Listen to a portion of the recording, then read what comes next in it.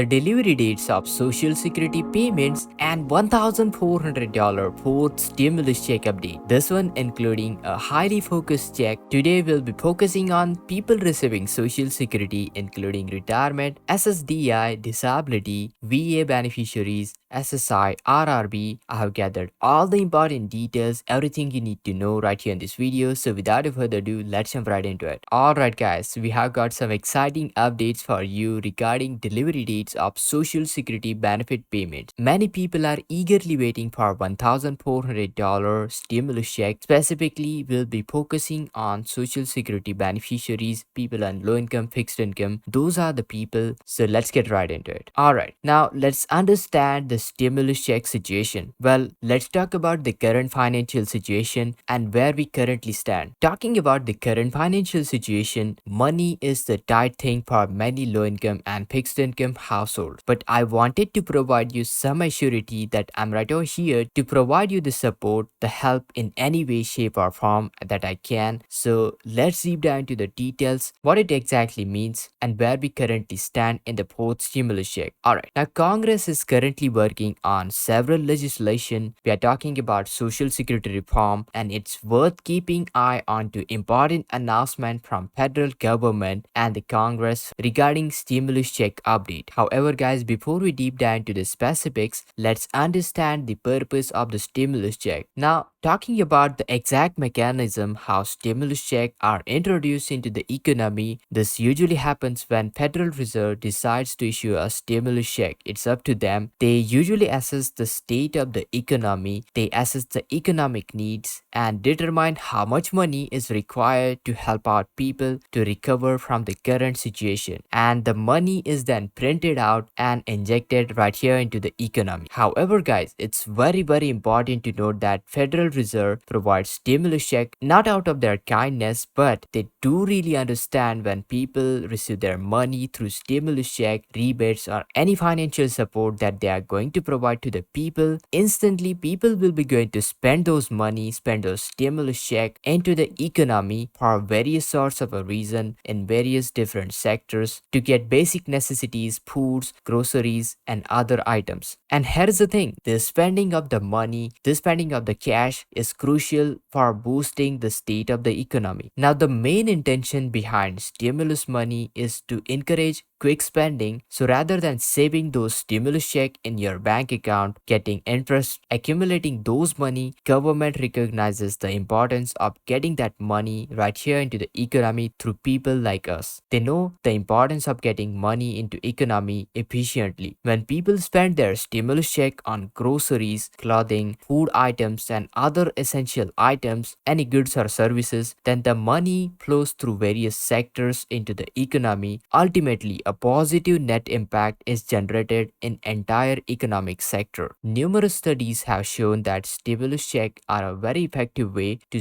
quickly stimulate the economy. So when it comes down to the next round of a stimulus check, when the next round of stimulus checks are arriving, remember that spending it not only helps the economy but also take care of your own needs. So it's beneficial both for people as well as for the economy. So to understand how stimulus check impacts the businesses, when everybody receive their stimulus check, what they usually do? Well, they tend to spend it. Let's say you need to buy necessities, you need to buy groceries, food items, and basically all this will lead to is a sudden rush into the businesses. All this leading to sudden surge into businesses for stores like Walmart, Target, 7-Eleven, McDonald's, whatever. You know what? These businesses find their inventory wiped out within few days. As a result, these businesses need to order more and more items from their suppliers, and suppliers in turn rely onto the manufacturers to meet their increased demand onto their goods and services. Now you see, this is like a chain effect similar to like a one domino piece. Once it rolls in, it triggers entire chain effect which keeps all the dominoes falling off. And here is the thing, this chain effect is similar to a domino effect that keeps the economy running running smoothly, and it doesn't take much to initiate this small tiny effect to stimulate the larger state of the economy. Ultimately, after stimulating the economy through stimulus check and all those spending, it creates a positive impact into the businesses and people in need. Now, moving on to the next round of stimulus check, the exact amount, the eligibility criteria, well, this can be a little bit complicated. Let me explain. Now, the final decision of the stimulus check depends on to the economic situation. However, guys, as per the historical data, we have got some exact figures in what kind of a range we can expect. We have got some data regarding amount of the checks, the eligibility criteria, and let me show you. If you take a look at the historical data for 3 rounds of stimulus check, you see the amount of the check did vary. For the first round, it was $1,200 and $500 per child. Then it was $600 per adult and $600 per child in second round, and $1,400 per adult and then $1,400 per child. These are the 3 rounds of stimulus check that went out to the people onto the federal level. However, guys, it's crucial to note a very common aspect, that is the income limit. In all those 3 rounds of stimulus check, we have seen some different